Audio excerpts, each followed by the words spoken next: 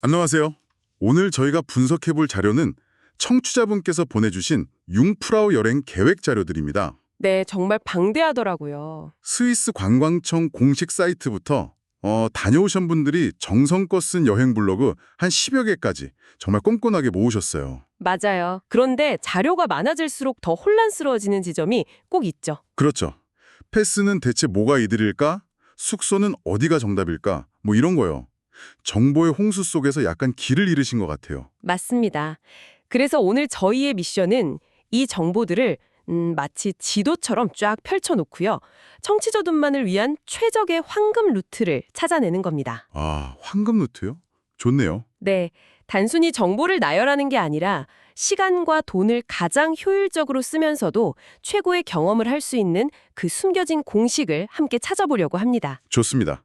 그럼 가장 머리 아픈 문제, 바로 교통 패스부터 한번 풀어보죠. 네, 이게 제일 어렵죠. 보내주신 자료들을 보면 다들 스위스 트래블 패스, 융프라우 VIP 패스 이걸 두고 갑론을박이 정말 대단해요.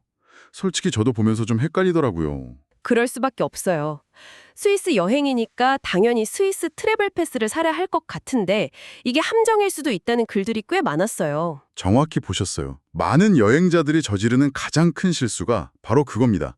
스위스라는 이름에 갇혀서 스위스 트래블 패스를 덜컥 구매하는 거예요. 아, 물론 취리, 류체른, 체르마트까지 스위스 전역을 기차로 도는 여행이라면 이게 최고의 패스죠. 기차, 버스, 유람선이 무제한이고 웬만한 박물관도 다 무료니까요. 그런데 잠깐만요. 그럼 스위스 전역을 커버하는 이 만능 패스가 정작 가장 유명한 융프라우의 핵심 코스, 그러니까 융프라우 오여흐 올라가는 그 산악열차는 추가 요금을 내야 한다는 거잖아요. 맞습니다. 심지어 25에서 50% 할인밖에 안 되고요. 이거 좀 이상하게 들리는데요. 여행자 입장에서는 약간 속은 기분이 들 수도 있겠어요. 왜 이런 구조인 거죠? 아주 날카로운 지적이세요. 그 이유는 산악철도 회사가 대부분 사철, 즉 민간 회사이기 때문입니다. 아, 국영이 아니고요. 네, 스위스 국영철도 SBB가 운영하는 시스템과 별개로 운영되는 거죠. 그래서 스위스 트래블 패스는 국가 단위의 교통망은 커버하지만 융프라우 지역 같은 특정 산악관광 특구의 비싼 교통수단은 할인 혜택만 주는 겁니다. 아하, 이제 이해가 되네요. 그럼 융프라우 패스 선택의 기준을 완전히 바꿔야겠군요. 내가 스위스 전역을 여행하는가? 이게 아니라. 바로 그겁니다. 질문을 바꿔야 해요. 내가 융프라우 지역에서 하루에 산악열차나 곤돌라를 2번 이상 탈 것인가? 아, 2번 이상이요? 네. 이 질문에 예라고 답한다면 고민 없이 융프라우 VIP 패스로 가야 합니다. 왜냐하면 피레스트 곤돌라 왕복만 해도 70프랑이 넘거든요. 와, 꽤 비싸네요. 네. 근데 거기다 맨리엔까지 다녀온다. 그러면 하루 만에 패스뽕을 뽑고도 남으니까요. 그렇군요. 융프라우 VIP 패스는 융프라우여흐 정상행 마지막 구간만 추가 요금, 성수기 기준으로 약 79프랑 정도 되면 아이거 익스프레스를 포함한 지역 내 거의 모든 교통편이 무제한이라는 거죠. 맞습니다. 그래서 결론은 이렇습니다. 청취자분처럼 3일 이상 융프라우 지역에 집중해서 하이킹도 하고 피르스트나 멜리엔 같은 전망대들을 여유롭게 둘러볼 계획이라면요. 융프라우 VIP 패스가 시간과 비용 모든 면에서 압도적으로 유리합니다. 괜히 스트레스 받을 필요가 없겠네요. 그렇죠. 괜히 스위스 트래블 패스로 매번 할인율 계산하고 추가 티켓 끊는 그런 스트레스를 받을 필요가 전혀 없는 거죠. 알겠습니다. 그럼 머릿속에 패스는 정리가 됐는데 곧바로 다음 질문이 떠오르네요. 네, 뭘까요? 그래서 이 VIP 패스를 들고 대체 어디서 자야 하는가? 이것도 보내주신 블로그들에서 의견이 분분해요. 교통의 허브 인터라켄이냐 아니면 그림 같은 풍경의 그린델발트냐. 청취자분도 이게 가장 큰 고민이실 것 같아요. 이건 정말 여행의 색깔을 결정하는 아주 중요한 선택이죠. 맞아요. 먼저 인터라켄은 지도를 딱 보면 알 수 있듯이 완벽한 교통의 요지입니다. 융프라우 지역으로 들어가는 관문이면서 다른 도시로 뻗어나가기에도 최적의 위치죠. 네, 그렇죠. 그래서 호텔도 많고 식당도 많고 저녁 늦게까지 문을 여는 상점도 많아서 편리함만 따지면 최고의 선택입니다. 편리하다는 건 알겠는데 솔직히 보내주신 자료 속 인터라켄 사진들을 보면 뭔가 그냥 좀 번화한 관광도시 느낌이더라고요. 하하, 그렇죠.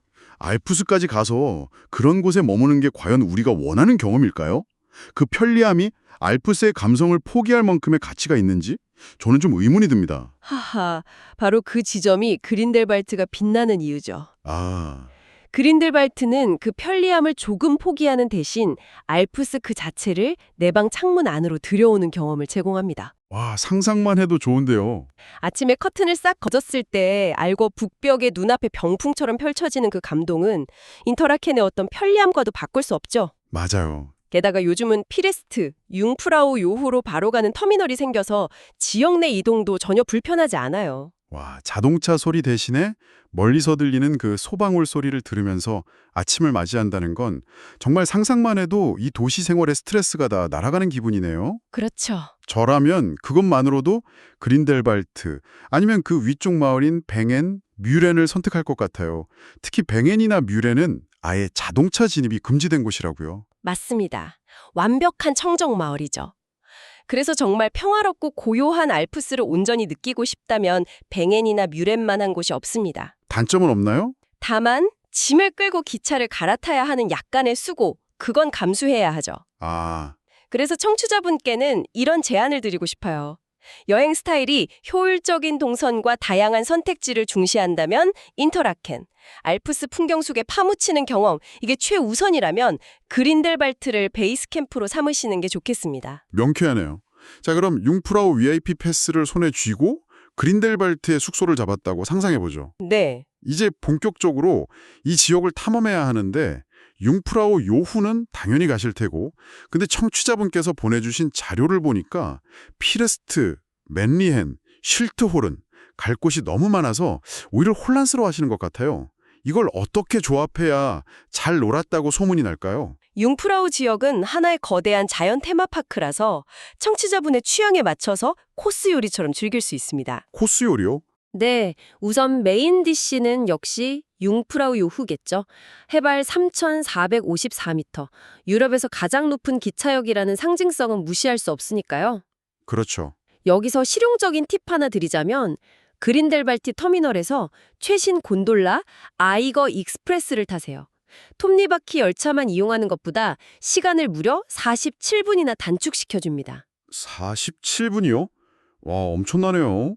고산지대에서는 이 47분이 컨디션을 좌우할 수 있어요. 정말 중요합니다. 정상에서는 뭘 즐길 수 있나요? 그냥 알레츠빙하 보고 얼음 궁전 둘러보고 신라면 하나 먹고 내려오는 게 전부인가요? 자료들을 보니 다들 비슷비슷하던데요? 대부분 그렇게 즐기시죠. 하지만 숨겨진 재미가 있습니다. 오, 뭔가요? 스핑크스 전망대에서 끝없이 펼쳐진 알레츠빙하를 보는 건 기본이고요. 아주 흥미로운 사실은 정상에 볼리우드라는 인도 요리 전문 레스토랑이 있다는 겁니다. 인도 요리요? 뜬금없는데요? 스위스 관광청이 가장 큰 고객인 인도 관광객들을 위해 만든 곳인데 눈 덮인 알프스 정상에서 뜨끈한 커리를 맛보는 경험. 꽤 이색적이지 않나요? 와, 재밌는데요? 퐁듀보다 나을 수도 있겠어요. 하하, 그럴 수도 있죠. 그럼 이제 선택 코스, 그러니까 에피타이저나 디저트 같은 것들을 골라보죠. 액티비티를 좋아하고 SNS에 올릴 인생샷을 남기고 싶은 분들을 위한 곳은 어딜까요? 그런 분들을 위한 곳이 바로 그린델발트 피레스트입니다. 여긴 그냥 액티비티 종합 선물 세트라고 보시면 돼요. 종합 선물 세트요? 네, 곤돌라를 타고 올라가면 절벽에 아슬아슬하게 매달린 클리프 워크가 심장을 쫄깃하게 만들죠. 그리고 하늘을 나는 지플라이어 피르스트 플라이어, 독수리처럼 활강하는 글라이더, 산비탈을 질주하는 마운틴 카트와 트로티바이크까지 지루할 틈이 없습니다. 와, 듣기만 해도 아드레날린이 솟구치네요. 근데 저처럼 액티비티는 좀 무섭고 대신 압도적인 파노라마 풍경을 보면서 멍 때리고 싶은 사람을 위한 곳도 있겠죠? 물론이죠. 파노라마 애호가라면 두 곳을 기억하셔야 합니다.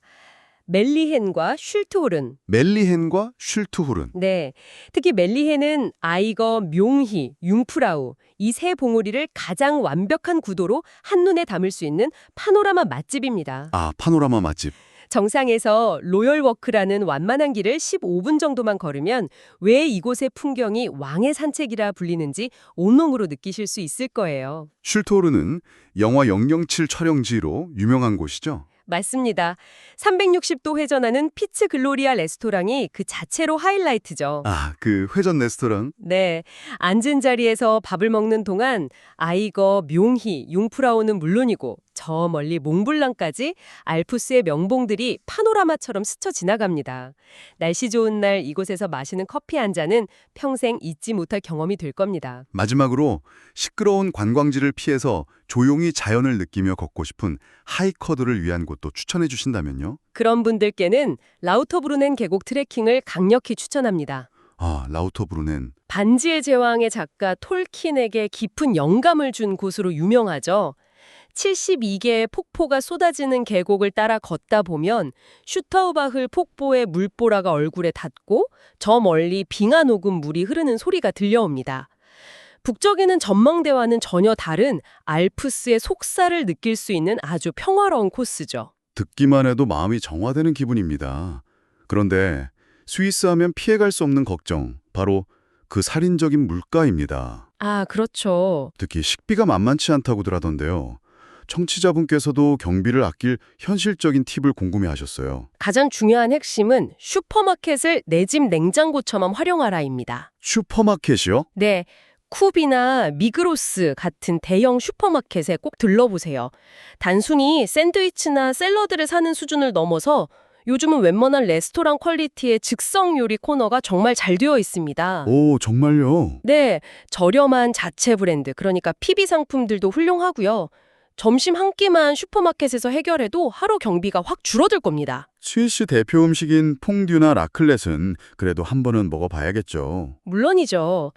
다만 재미있는 사실은 퐁듀와 라클렛은 원래 추운 겨울에 딱딱해진 빵과 치즈를 녹여 먹던 서민들의 음식이라는 점이에요. 아, 그랬군요. 네, 이 유래를 알고 먹으면 더 흥미롭지 않을까요?